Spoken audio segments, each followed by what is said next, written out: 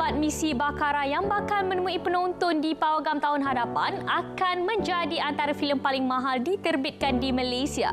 Dengan bajet berjumlah 20 juta ringgit, filem terbitan Berjaya Pictures itu berkisar kisah benar di sebalik insiden Black Hawk Down. Ia memaparkan tindakan berani mati anggota 19 Regimen Askar Melayu Diraja Mekanis daripada Batalion Malaysia 1 menyelamatkan 70 anggota US Rangers yang terperangkap di Pasar Bakara, Mogadishu, Somalia pada 1993. Pada saya, kalau nak mengolahkan unsur-unsur patriotik, tak ada lagi contoh yang lagi baik kalau bukan kisah benar. So to me, to tell kisah benar ataupun ada sesuatu cerita yang ada fakta sejarah tu, saya rasa itu memang penting. Dengan filem-filem macam ni, insyaAllah dapat membuka mata lah dekat audiens kita daripada bukan hanya filem tu, tapi sebenar-benarnya cerita sebenar filem tu. Tidak mengambil pendekatan biasa filem zombie yang kerap kali dipertontonkan sebelum ini, Rasuk 2 bakal menemui penonton di pawagam 29 September dengan plot cerita lebih unik dan menarik. Untuk beberapa babak, filem arahan pengarah tersohor James Lee itu mampu mencabar adrenalin dan ia turut memberi gambaran akan ada sequelnya. Dia pun boleh buat next movie kan. Dia boleh balik flashback sebelum case ini kan, dan we can see kenapa dia saka tu kat hutan tu tadi kan. So I think dia set up dalam skrip tu, dia pun set up memang dah standby kalau dia hit, dia nak actually buat prequel, sequel ataupun spin-off. So jalan cerita dia korang kena tengok memang lain daripada lain, yang tak sama macam cerita-cerita hantu yang klise yang lain. So korang kena tengoklah.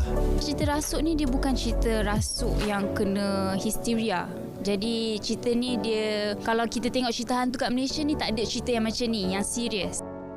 Dianjurkan oleh Motek sebagai sebahagian daripada program Deccan Jayarawara, pementasan teater Abdullah Hukum yang mengisi slot Festival KL Story 2022 tidak mengecewakan. Ini naskah yang berbentuk semi sejarah lah, dan juga fakta tentang Abdullah Hukum kan. Sangat berbeza. Selama ni saya buat bangsawan dan juga cerita-cerita yang berbentuk fiction kan. Tapi ini tak boleh. Ini adalah bentuk realism, bentuk yang nyata. Memang agak sukar sebenarnya untuk dipentaskan. Takut ianya akan memberikan satu pandangan yang berbeza pada setiap, terutamanya kepada penduduk di Abdullah Hukum tu. Bukan mudah untuk mengumpulkan anggota terkini bersama bekas anggota. Namun demi merealisasikan konsert ReUNIC Live in Concert The Finale CUDIPT The Musical yang akan berlangsung di ZEP Kuala Lumpur pada 8 Oktober ini, ke-9 mereka dikumpulkan atas satu pentas. The idea itself juga tercetus apabila kita nak something yang apa lagi yang kita boleh nilai tambah. That's why kita masukkan CUDIPT The Musical tu. Belum lagi ada konsert, bukan nasyid saja di Malaysia ini, yang mana menggabungkan 2-in-1. Konsert, live in concert dan juga The Musical. Ini adalah yang pertama seumpamanya di Malaysia. Di samping mengangkat semula bakat penyanyi veteran, salah seorang penganjur showcase Legend Amal Live in Dine 2022, Dato' Afendi Muhammad Zin berkata, sebahagian keuntungan akan disalurkan kepada golongan artis yang memerlukan. Kami sebagai organizer bercadang apabila berlaku konsert nanti, sebahagian daripada keuntungan ataupun hasil daripada konsert ini akan kami salurkan kepada golongan-golongan artis yang mengalami masalah kesempitan kewangan. Contohnya banyak artis kita dengar ada mempunyai penyakit yang memerlukan kos rawatan yang sangat tinggi. Jadi kami fikir ini cara kami untuk membantu mereka, golongan-golongan artis ini. Showcase Amal yang menampilkan kumpulan Lestari, Aka dan vokalis Aero itu akan diadakan 29 Oktober depan di Klang Executive Club. Kami tak set up dengan lagu-lagu baru. Kami fokus kepada lagu-lagu yang kami dah sedia ada, lebih daripada 20 lebih lagu slow. Tema Lestari ni biasa orang akan kenal lagu Sekelip Mata Kau Berubah, Air Mata Dari Perselingan, Gemaliganmu Dari Air Mataku. Banyak sebenarnya. Itu yang kami nak highlightkan. Aka memang popular dengan lagu betul-betul dia. So lagu-lagu betul-betul ni ada. Tapi kita ada lagu-lagu slow yang baik. Kita akan sampaikan pada hari tersebut.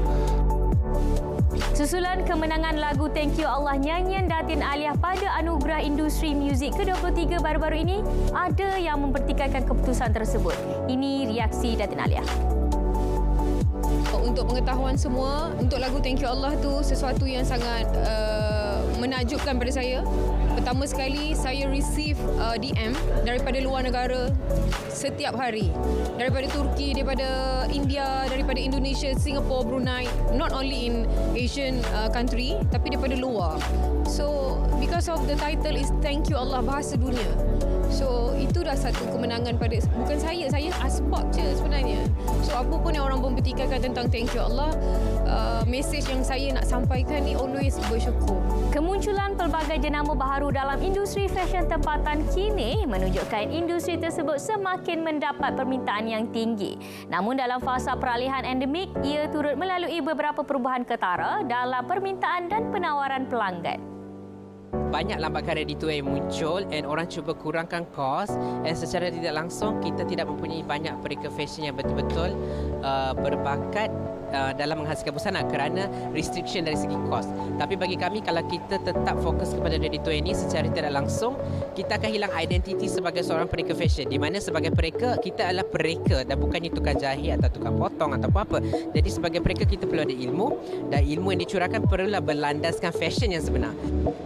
Perkongsian itu tadi mengakhiri Bidiva. Informasi hiburan kami sajikan bukan keterlaluan. Saya Caca Yatim. Assalamualaikum. Bye.